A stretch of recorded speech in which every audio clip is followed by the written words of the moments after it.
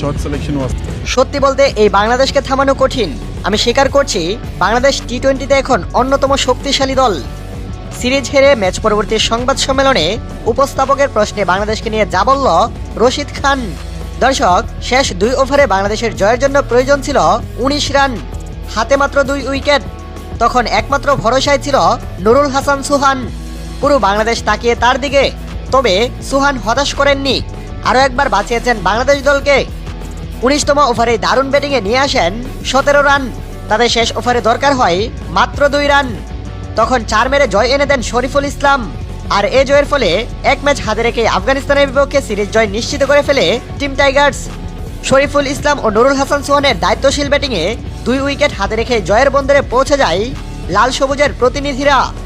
যাই হোক দর্শক, তবে এদিকে সিরিজ হেরে বেশ হতাশ হয়েছেন আফগান অধিনায়ক রশিদ খান।